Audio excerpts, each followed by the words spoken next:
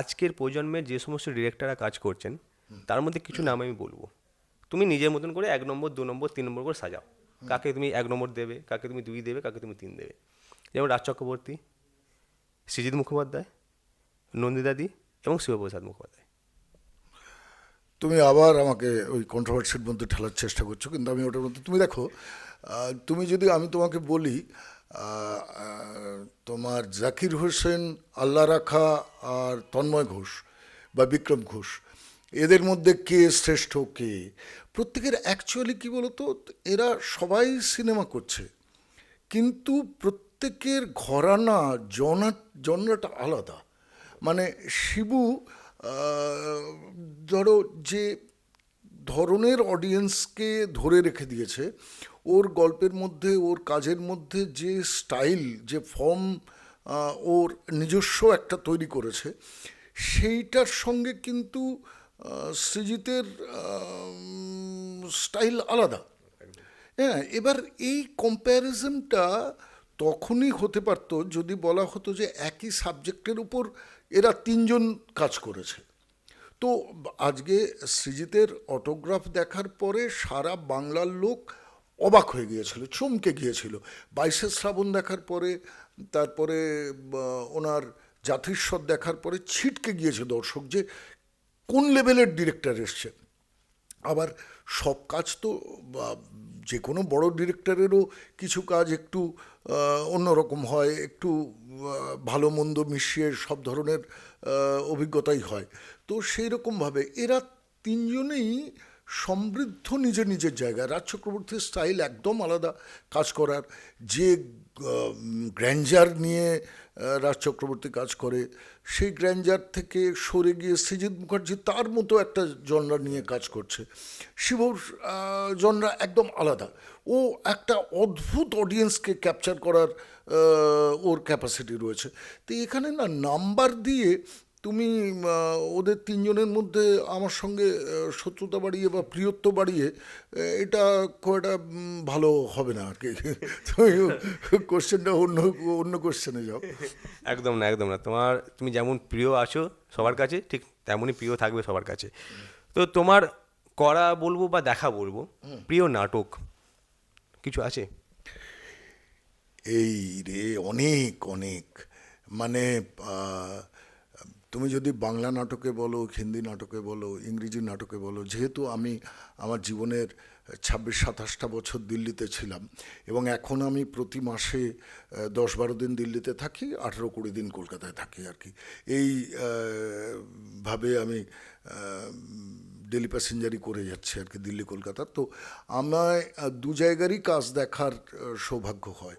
তো সেখানে প্রচুর কাজ আছে, যে কাজগুলো আমি রিসেন্টলি, মানে 2 দিন আগে আমি আমার ছোটোবেলার বন্ধু দেবেশের আন্তিগোনে দেখলাম একাডেমিতে। তো খুব ভালো কাজ করেছে, খুবই ভালো প্রোডাকশন। ব্রাত্যর কিছু নাটক আমার খুব প্রিয়, তারপরে লালের কিছু কাজ আমার খুব প্রিয়, অরুণদার কিছু কাজ আমার খুব প্রিয়। মনোজদা তো আমাদের স্যারই ছিলেন। মানে বাংলা থিয়েটার যারা কাজ শুরু করেছে বা অ্যামেচারি শোয়েতে কাজ করছে, ও প্রফেশনাল দু জায়গাতেই, মনোজ মিত্রের কাজ করেনি এমন অভিনেতা বা পরিচালক খুব কমই আছে থিয়েটারের জায়গায়। তো সেক্ষেত্রে বহু বহু, এমনি এমনি তো একটা সংস্কৃতি এত ঋদ্ধ হয়নি। হ্যাঁ, চলচ্চিত্রে আমাদের একটা খুব খারাপ সময়ের মধ্যে দিয়ে আমরা চলেছি, যেখানে বাংলা দর্শক হলমুখী হচ্ছে না, খুব কম হলে যাচ্ছে। মানে সারা বছরে যদি 100টা ছবি তৈরি করা হয়, তার মধ্যে 90টা ছবি মুখ থুবড়ে পড়ছে, এটা খুবই আতঙ্কের। কিন্তু থিয়েটারের জায়গায় আমি বলবো যে ভালো কাজ হচ্ছে, ভালো কাজ হয়েছে আগে, ভবিষ্যতেও ভালো কাজ হবে। তো এদিক থেকে আমি খুবই আশাবাদী যে বাংলা সংস্কৃতি, বাংলার শিল্প সাধনা, এটা একটা অন্য রকম, অন্য মাত্রার জায়গা। এটাকে শ্রদ্ধা করা ছাড়া আর কোনো উপায় নেই। একদম দাদা, একদম। তো মঞ্চে অভিনয় করা আর ক্যামেরায় অভিনয় করা, এই দুটোর মধ্যে ডিফারেন্স কি দেখতে পেয়েছেন? খুব ভালো প্রশ্ন এটা। অ্যাকচুয়ালি দেখো, অ্যারিস্টটল বলেছে যে acting is imitation of life. তো এটা আমি খানিকটা একটু চেঞ্জ করে বলি, acting is imitation of mind also. তো এই ক্ষেত্রে অভিনয়টা একই, দুটো মাধ্যম যেহেতু আলাদা, সেহেতু এই মানে কারিগরি দক্ষতার প্রয়োজন সিনেমায় কাজ করতে গেলে। থিয়েটারের কাজের যেমন টেকনিক আলাদা, এটার টেকনিক আলাদা। একইভাবে ব্যক্তি, তোমাকে এখানে লেন্সটা বুঝতে হবে, আলোটা প্রপার বুঝতে হবে, থিয়েটার আলো বুঝতে হবে, কিন্তু কো অ্যাক্টারের সঙ্গে রিয়াকশান ধরা যাবে। তবে সুবিধেটা কোথায়, সেটা হচ্ছে যে ফিল্মে যেমন তোমার তুমি চাইলে শুধু চোখ দুটো দেখাতে পারো, শুধু হাতের এক্সপ্রেশন দেখাতে পারো, শুধু পায়ের এক্সপ্রেশন দেখাতে পারো। স্টেজে কিন্তু সেই সুযোগটা নেই। স্টেজে যখন তুমি একবার ঢুকছো, তখন তুমি কিন্তু কমপ্লিট নেকেড, নিউড, এবং দর্শক কিন্তু তোমার যে কোনো দিকে তাকাতে পারে। তো কাজেই তুমি যখন মঞ্চে অভিনয় করছো, তখন তোমার পায়ের নখ থেকে মাথার চুল পর্যন্ত অ্যাক্টিভ এবং ইন অ্যাক্টিং থাকতে হবে, ক্যারেক্টারের মধ্যে থাকতে হবে, যেটা সিনেমায় অনেক ক্ষেত্রে চিট করা যায় কিন্তু থিয়েটারে যায় না। তো দুটোই কঠিন দুদিক থেকে,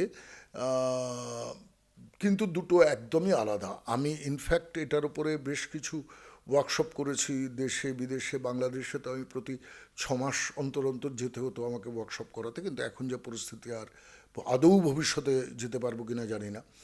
কিন্তু আমি ভারতবর্ষের বিভিন্ন জায়গায় ওয়ার্কশপ করাতে গিয়ে দেখেছি যে এইটা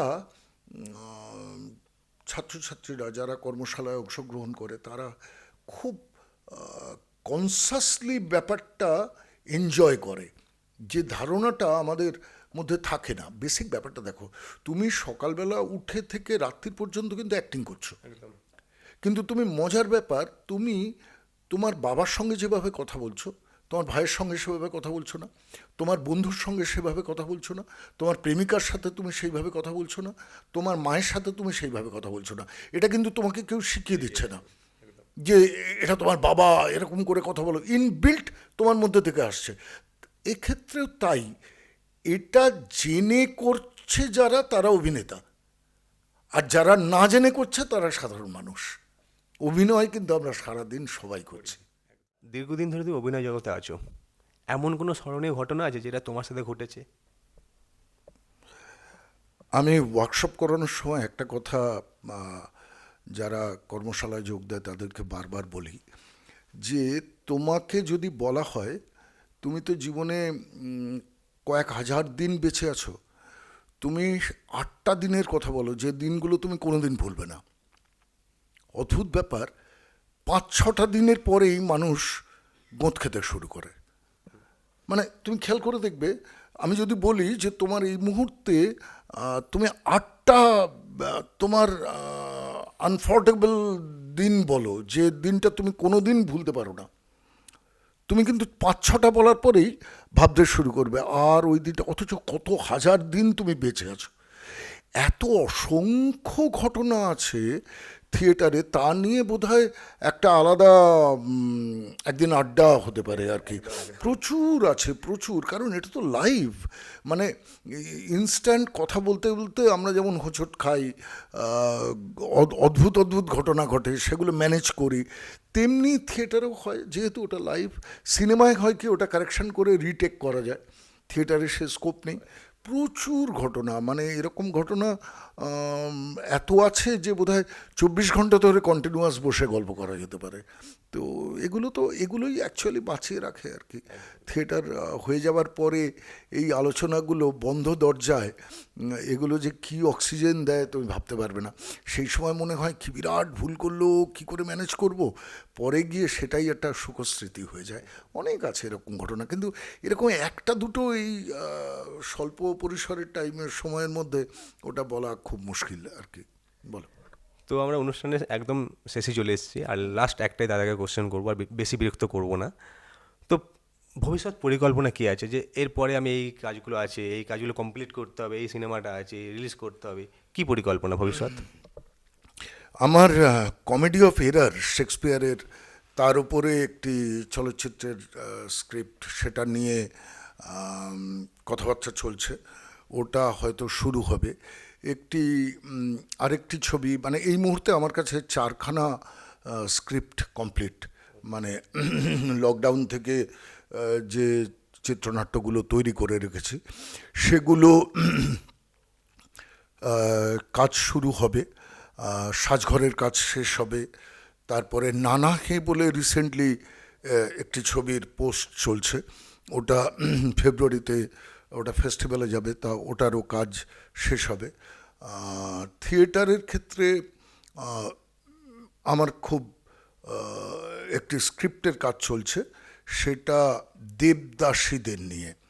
তো মানে আগেকার দিনে মন্দিরে যে দেবদাসী প্রথা ছিল তাদের উপরে একটি কাজের স্ক্রিপ্ট তৈরি করছি, ওটা থিয়েটারের জন্য।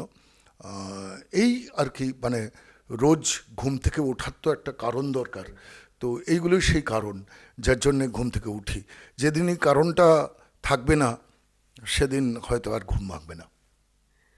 অসংখ্য ধন্যবাদ দাদা, তুমি ভালো থেকো, তুমি আগামী দিনে আরও ভালো ভালো কাজ করো, এই আশা নিয়ে আমরা আজকে যাব। আবার একদিন আড্ডা মারতে আসবো তোমার সাথে। তো আমরা সবাই অপেক্ষায় আছি যে দাদার ডিরেকশন দেওয়া ছবি সাজঘর, ওর মুক্তির আশায় আর কি। আমি শেষে বলবো যে ব্রাইট টাইম আরও উজ্জ্বল হোক, তোমরা অনেক ভালো কাজ করো, তোমাদের ভিউয়ার্স লক্ষ লক্ষ ভিউয়ার্স হোক, এবং ভবিষ্যতে যদি আমায় দিয়ে তোমাদের কোনো কাজে লাগে, কোনো রকম কাজের জন্য, তোমরা নিশ্চিন্তে আমাকে ফোন করো, যে কোনো ক্রিয়েটিভ কাজের সঙ্গে আমি আছি। একদম দাদা, অসংখ্য অসংখ্য ধন্যবাদ দাদা, নমস্কার।